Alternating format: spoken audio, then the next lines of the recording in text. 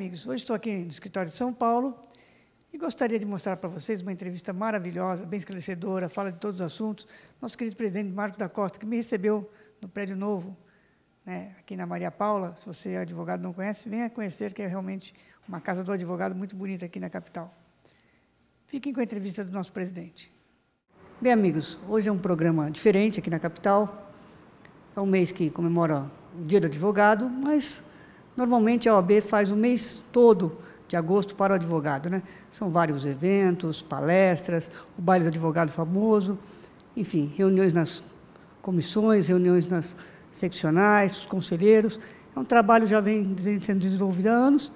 E estamos aqui na sala de reuniões, na presidência, com o nosso querido Marcos da Costa. Uma honra estar aqui, presidente. Ainda mais no mês do advogado, que é um mês diferente, né? Especial, com todos os eventos que sempre a OAB Casp programa a nossa classe e também os dependentes. Verdade, Walter. Primeiro, agradecer a oportunidade de voltar a falar para aqueles que o assistem. Eu gosto muito do seu programa, frequentemente acompanho as suas publicações. Você que é um querido amigo de muitos anos, né? Está nessa trajetória há quanto tempo, Walter? Já há uns 20 anos, 11 anos. E sempre com muito sucesso. E realmente esse mês é um mês especial, porque é o mês que nós temos a oportunidade de comemorar a nossa profissão com uma série de eventos. Eventos que vão de exposições que nós temos apresentado. Nós temos, por exemplo, uma exposição que eu gosto muito, são as principais capas do Jornal do Advogado, que está rodando o Estado. Esteve aqui na capital, em Campinas, em Santos, São José dos Campos, está rodando o Estado de São Paulo. O Jornal do Advogado que foi criado em 74 para escapar da censura que recai, então, sobre a grande mídia. E você verifica pelas capas do jornal a atividade institucional da ordem, sempre defesa da advocacia, a valorização das nossas prerrogativas profissionais e da cidadania. Outra exposição que nós estamos no Tribunal de Justiça é uma homenagem a advogados e advogados, que vão de Guilherme de Almeida, que foi a voz, advogado importante de 32, foi a voz da Revolução de 32, a Ada, que nos deixou, a Ada Peregrino de Grinova, que nos deixou recentemente. Temos também, agora, no dia 11 de agosto, estamos lançando um documentário sobre a história da Ordem, um documentário longa-metragem, tem 50 minutos, onde nós vamos contar a história da Ordem de 32 até hoje, mostrando que a entidade não mudou nesses anos, ela continua na defesa dos valores democráticos e especialmente dos valores republicanos. Temos feito homenagens, participei, por exemplo, de um evento importante, os 40 anos da Carta aos Brasileiros, do Gofredo, os 190 anos de instalação dos cursos jurídicos, enfim. É um ano de muitas comemorações que vão se encerrar dos dias 27 a 30 de novembro, quando faremos, depois de 50 anos, a Conferência Nacional da Advocacia volta a ocorrer em São Paulo. E aí será o encerramento com chave de ouro dessas comemorações dos nossos 85 anos. Presidente, eu ia deixar esse assunto para mais tarde, mas como eu saí com o presidente, como sempre faço há 11 anos, né, saímos aqui, foi 1 segundo e meio mais ou menos, né, que o presidente precisa dessa questão de tempo para poder falar com o programa, até pela nossa sintonia, pela nossa relação, a gente faz a pergunta e o presidente nunca se eximiu de responder nenhuma. Já que você citou a Ada Peregrino de Grinova, eu gostaria de aproveitar o momento seguinte. O presidente, ele é um excelente advogado. No site do escritório dele, ele fala, modestamente, presidente da OAB 2015, mas ele não fala, já foi tesoureiro, já foi vice-presidente, quer dizer, o trabalho dele na OAB, ele faz de uma forma voluntariosa e faz com bastante competência. E na advocacia dele também com bastante competência. Então, o que acontece é o seguinte, é muito fácil criticar, presidente. As pessoas esquecem de elogiar. É tão bom como ouvir o elogio. Então, já que você citou a Ada, olha a perda de pessoas que nos deixaram e que, infelizmente, fazem falta, mas o exemplo que elas deixaram, o trabalho, realmente mostra o quanto é importante que a gente valorize e respeite o profissional. Então, Marcos, sai do seu escritório, vem trabalhar para os advogados, e olha quantas pessoas perderam a vida enquanto estavam trabalhando para a OAB. Tivemos Sidney, Uriles, tivemos o Mateucci, tivemos o Otávio, tivemos Rui Martins e agora, recentemente, a nossa querida Maria Célia. Quer dizer, pessoas que dedicaram uma parte da sua vida para trabalhar em prol dos advogados. Quer dizer, isso é importante que a gente faça essa homenagem, já que você citou a nossa querida professora e jurista Ada Pellegrini, né, Marcão? A Lígia Roxo, que trabalhava dedicação total para as questões sociais, ela estava na nossa Comissão de Ação Social, que trabalha com crianças, com essa época de frio, de inverno, com campanhas do agasalho. O Sidney, que meu irmão, tinha uma vida dedicada à Caixa, e agora, recentemente, a sua esposa, Maria Célia. Otávio, de Prerrogativas Profissionais. O Aprobato, que meu padrinho político se foi também recentemente. Então, são pessoas que o Rui, Humberto Durso, pai do Durso, que era um professor de direito tributário maravilhoso, direito trabalhista, perdão, maravilhoso. Enfim, são pessoas que a gente vai perdendo, né? Mas, como você disse, o importante é o exemplo que fica.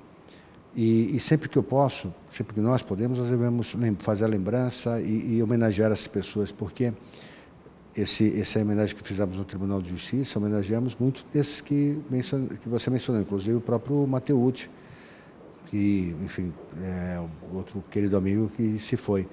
Porque, através desses exemplos, principalmente para os jovens, a gente pode dar um norte, né, como se fosse um farol a mostrar o caminho do bem, o caminho da boa advocacia, de uma advocacia combativa, mas uma advocacia também muito ética, muito correta, que nos permite, enfim, contribuir